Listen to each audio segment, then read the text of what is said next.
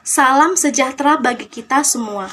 Hidup mahasiswa, hidup rakyat Indonesia, hidup perempuan Indonesia, salam pendidikan, jayalah.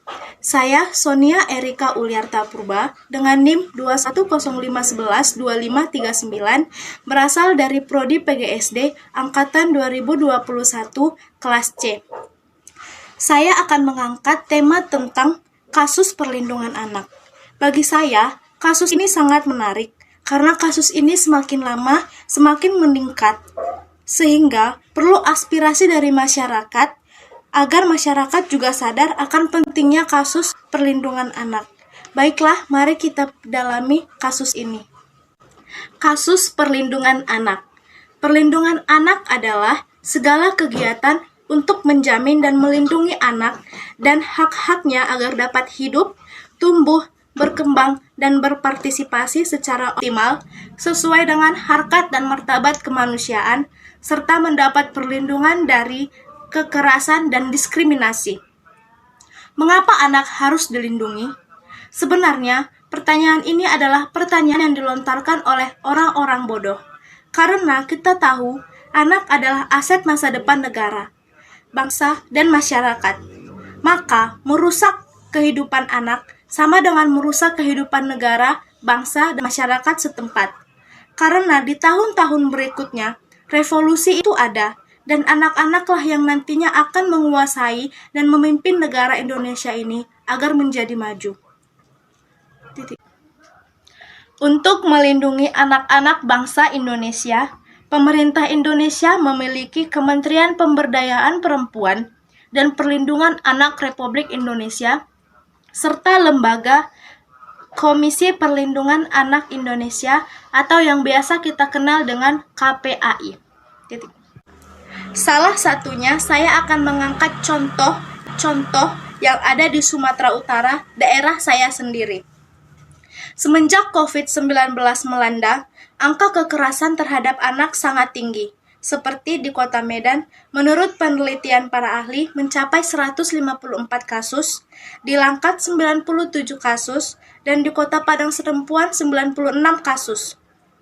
Belum lagi kota atau kabupaten lainnya yang ada di Sumatera Utara, yaitu terdiri dari 458 kasus, yang terdiri dari kekerasan seksual 239 kasus, human trafficking anak terdiri dari 5 kasus, dan kekerasan fisik 248 kasus, serta penelantaran anak ada 61 kasus. Dan korbannya terdiri dari 51 laki-laki dan 375 anak perempuan. Sangat miris untuk mendengar berita ini. Dikatakan manusia, jika anak-anak yang ada di Indonesia sangat tersakiti. Untuk diketahui oleh kita semua, dari Indonesia terbentuk, merdeka, hingga sekarang tahun 2021. Belum ada di kabupaten atau kota di Indonesia yang layak anak. Sebenarnya, siapa yang salah dalam hal perlindungan anak ini sehingga perlindungan terhadap anak belum optimal? Ya, itu karena faktor utama. Faktor yang paling dekat terhadap anak, yaitu orang tuanya itu sendiri. Perkatakan tadi, bahkan orang tua juga salah satu pelaku kekerasan terhadap anak. Seperti orang tua yang faktor ekonominya di bawah rata-rata, sehingga banyak anak yang terlantar, atau orang tua yang kurang, bahkan tidak harmonis, atau tidak perhatian, sehingga sang anak mencari dunianya sendiri di luar untuk lebih diperhatikan. Bahkan untuk kekerasan seksual, orang tua juga menjadi penyebab utama, karena ada fakta yang ditemukan kenapa anak tersebut menjadi korban pelecehan, yaitu dengan tidak adanya edukasi untuk melindungi diri sendiri, untuk mengetahui bagian mana dari diri anak itu sendiri yang bisa disentuh atau yang tidak bisa disentuh oleh orang lain. Bahkan di zaman sekarang, yang paling parahnya, banyak orang tua yang melecehkan anaknya sendiri tanpa adanya rasa kemanusiaan. Yang kedua, faktor masyarakat. Lingkungan masyarakat yang baik juga mempengaruhi tingkat perlindungan anak, karena jiwa sosial yang terdapat di lingkungan yang baik pasti lebih tinggi daripada masyarakat yang lingkungannya acuh tak acuh, saling tidak peduli. Maka dari itu, Kita sebagai warga negara Indonesia yang baik, jiwa simpati dan empati harus kita tanam terutama terhadap perlindungan anak ini. Karena jiwa simpati dan empati yang mendasar untuk kepedulian pada anak. Apapun yang terkait terhadap anak, kita harus lebih sensitif. Dan kita juga harus mengedukasikan diri kita lebih dalam lagi tentang perlindungan anak. Karena masalah ini seperti pendapat dan respon saya tentang perlindungan anak. Jika ada tutur kata dalam penggunaan bahasa yang salah, saya mohon maaf, ataupun menyinggung perasaan. Assalamualaikum warahmatullahi wabarakatuh. Perkenalkan, nama saya Dea Mai Fitri, NIM 2105-1109-38, kelas A PGSD 2021. Berbicara tentang kekerasan terhadap anak. Banyak kasus kekerasan terhadap anak terjadi di Indonesia pada saat ini, terutama pada anak di bawah umur. Belum lama ini terjadi kekerasan terhadap anak oleh seorang ayah, yang mana anak tersebut dicubit, ditendang, dipukul. Bahwa kita ketahui semua, anak adalah anugerah terbesar yang dari Maha Kuasa, yang harus dijaga, dirawat, disayangi, dan dicintai. Dan anak merupakan kekayaan yang tidak ternilai harganya. Dan anak juga adalah aset sumber daya manusia yang dapat membantu bangsa dan negara. Jika anak sudah mengalami kekerasan sedari kecil, kemana bangsa kita ini akan pergi? Kemana bangsa ini akan dibawa? Karena anak-anak adalah generasi-generasi penerus bangsa Indonesia. Banyak faktor-faktor pendorong orang tua melakukan kekerasan terhadap anak, yaitu faktor sosial ekonomi, seperti kemiskinan dan kesenjangan sosial. Dan faktor pendidikan, yaitu kurangnya wawasan orang tua terhadap pendidikan. Dampak yang dialami oleh seorang anak ketika sudah mengalami kekerasan, yaitu anak mudah emosi. Emosi dalam artian mudah marah, mudah sedih, tidak percaya orang lain, tidak berani, menjadi antisosial. Kita, sebagai calon guru pendidik, sebagai calon pendidik masa depan, sebagai calon guru SD, disitulah kita berperan penting dalam menjaga anak-anak, melindungi anak-anak dari kekerasan orang tua maupun kekerasan dari orang lain. Assalamualaikum warahmatullahi wabarakatuh. Perkenalkan, nama saya Ayunda Khairunisa dari Prodi Pendidikan Guru Sekolah Dasar kelas A 2021. Di sini saya akan membahas tentang kasus perlindungan anak. Sebelum itu kita harus tahu dulu nih, apa sih itu upaya perlindungan anak? Upaya perlindungan anak itu adalah segala kegiatan untuk menjamin dan melindungi anak dan hak-haknya agar mereka dapat hidup tumbuh, berkembang, dan berpartisipasi secara optimal sesuai dengan harkat dan martabat manusia. Anak juga perlu mendapatkan perlindungan dari tindakan kekerasan, pelecehan seksual, dan diskriminasi. Upaya perlindungan anak juga bisa kita bagi menjadi 3. Yang pertama yaitu ada pencegahan. Dengan arti kata adalah tindakan yang kita lakukan untuk menghilangkan berbagai faktor yang akan menyebabkan terjadinya kekerasan terhadap anak. Hal ini juga tertuang dalam Peraturan Menteri Negara Pemberdayaan Perempuan dan Perlindungan Anak Republik Indonesia. Pencegahan terhadap anak dapat dilakukan melalui berbagai kegiatan, di antaranya ada komunikasi, informasi, edukasi mengenai pencegahan dan penanganan kekerasan terhadap anak. Kemudian ada penyusunan kebijakan pencegahan kekerasan terhadap anak. Ada partisipasi anak, dan terakhir ada pelatihan tentang pencegahan dan penanganan kekerasan terhadap anak-anak. Yang berikutnya, yang kedua, ada penanganan. Penanganan adalah tindakan yang dilakukan untuk memberikan layanan rehabilitas kesehatan, rehabilitas sosial, pemulangan reintegrasi sosial, dan penegakan hukum serta bantuan hukum bagi anak korban kekerasan. Penanganan kekerasan terhadap anak meliputi juga kegiatan rehabilitas kesehatan, rehabilitas sosial, pemulangan, dan reintegrasi sosial. pengembangan norma dan penegakan hukum, serta koordinasi dan kerjasama. Yang ketiga ada pemulihan rehabilitas sosial, adalah pemulihan korban dari gangguan psikososial dan pengembalian berfungsian sosial secara wajar baik dalam keluarga maupun dalam masyarakat. Kemudian psikis anak dapat dilakukan melalui kegiatan yang pertama ada pengasuhan atau perawatan sosial, kemudian ada terapi dari segi fisik, mental, spiritual, hal dan keterampilan hidup. Kemudian ada dukungan keluarga dan ada bantuan untuk anak. Di sini ada beberapa contoh dari kegiatan aspek upaya perlindungan terhadap anak dari segi aspek pencegahan, dan sebuah kasus yang dimuat di kompas.com yang berjudul tuh ada salah satu kasus cegah anak dari pelecehan seksual yang terjadi pelecehan seksual terhadap anak di Kecamatan Kembaran, Banyumas, Jawa Tengah. Korban seorang anak perempuan berusia 10 tahun. Menurut keterangan polisi bagian pribadi, anak tersebut dipegang oleh seorang penjual keliling. Namun, anak itu langsung lari dan menyampaikan tindakan yang dialami kepada ibunya. Rupanya, anak tersebut telah mendapatkan edukasi seks dari orang tuanya. Kemudian dilansir dari situs Silmind Institute, ada 5 upaya mengedukasi anak agar menjaga tubuhnya yang sama membicarakan tentang bagian tubuh.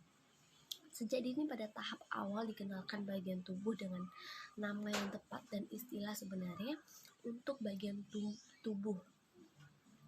Mereka pada kasus tertentu ketika Anda mengenalkan bagian sensitifnya mengenai menyebutnya bagian bawah, mereka nyaman menggunakan istilah ini dan dapat membantu anak berbicara dengan jelas jika sesuatu tidak pantas terjadi.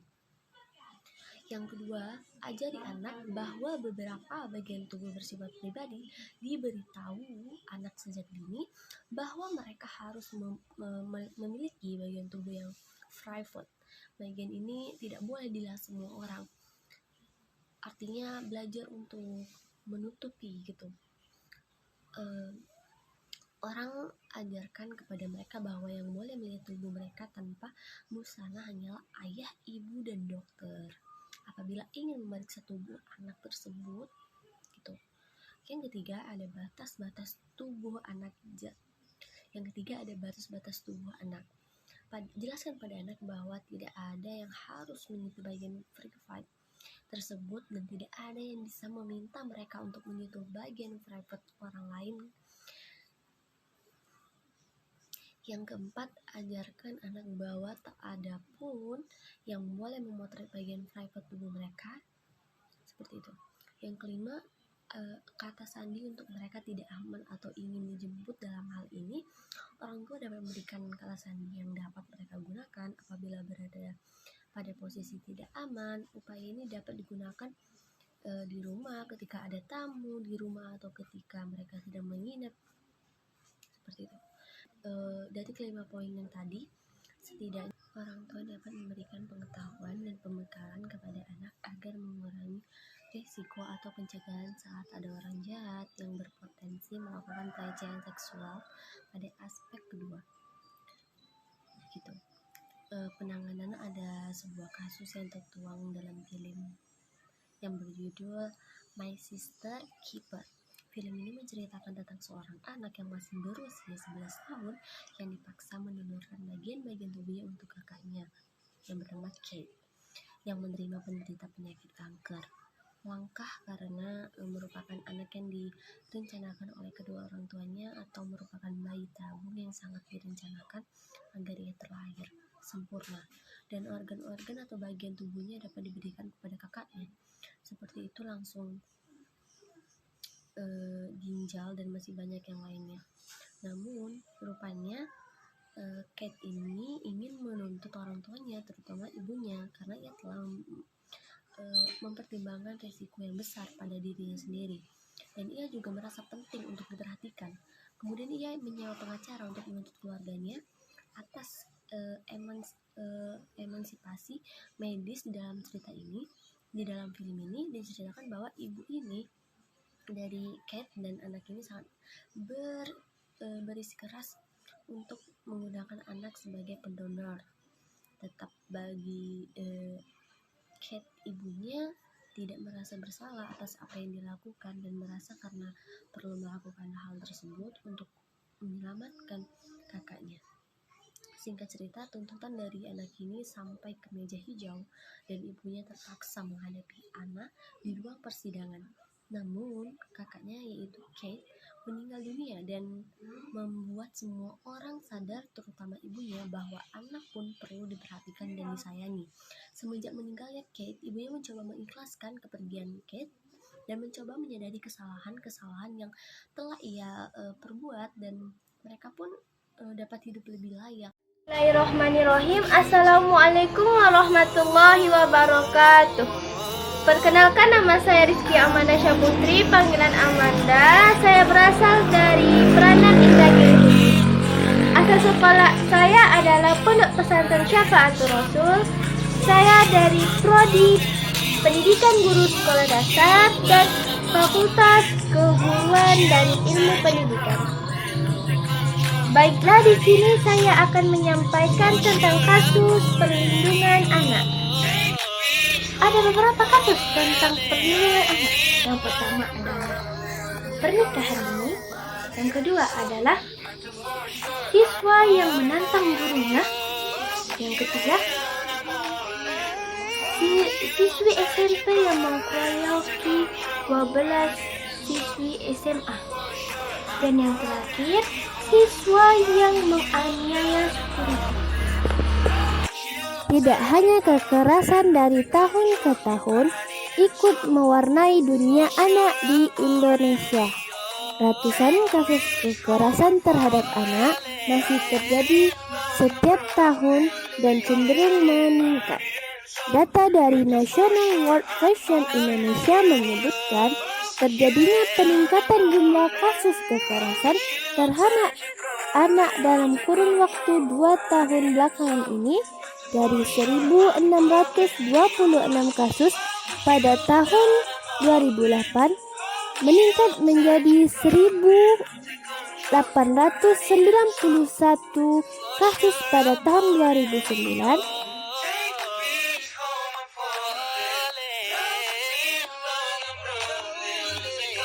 Ada pula beberapa faktor anak yang menyebabkan anak tersebut menjadi nakal dan menjadi pemberontak. Yang pertama adalah faktor keluarga, karena bisa saja terjadi kekurangan kasih sayang terhadap mereka dari kedua orang tuanya. Yang kedua, terdapat faktor dari ekonomi. Kenapa dari faktor ekonomi? Karena faktor ekonomi contohnya adalah keterbatasan biaya untuk sekolah. Dan yang terakhir adalah faktor masyarakat. Ada juga anak-anak yang tidak mau sekolah karena orientasi pada sekolah atau teman-teman yang banyak membulinya. Oleh sebab itu, kita harus berperan aktif dalam mendidik anak-anak untuk lebih baik ke depannya. Dan saya sangat berharap sekali kepada Lembaga Perlindungan Anak yang diketuai oleh Dr. Seto Mulyadi SPSI MSI atau biasa kita kenal dengan Kak Seto, dan semoga pemerintah memandang anak-anak lebih depan dan lebih penting dibandingkan pejabat-pejabat yang tinggal di Istana Jakarta, agar lebih meningkatkan lembaga perlindungan anak agar mereka menjadi manusia yang lebih efektif, efisien di kedepannya yang bisa meneruskan bangsa Indonesia. Itu kita sebagai seorang mahasiswa dan saya sendiri sebagai guru yang bercita-cita sebagai guru, kita harus berperan aktif dalam untuk mengajarkan dan membimbing anak-anak ke depannya agar lebih baik, karena anak-anak adalah penerus bangsa kita dan penerus negara Indonesia yang menentukan majunya suatu negara adalah dari bangsa Indonesia. Bangsa Indonesia itu sendiri adalah anak-anak. Dari perilaku melenceng dari itu terjadi karena masuknya budaya asing ke dalam negara kita. Budaya asing di mana? Itu dengan kemajuan ilmu teknologi yang seperti bisa kita lihat adalah dengan menggunakan media sosial seperti Instagram, Facebook, dan mereka dengan adanya ini, mereka memanfaatkan ini. Ya, hanya ini yang dapat saya sampaikan. Mohon maaf jika saya ada kata-kata yang salah, karena saya baru belajar dan saya masih banyak kekurangan. Sekian dari saya, terima kasih. Wassalamualaikum warahmatullahi wabarakatuh.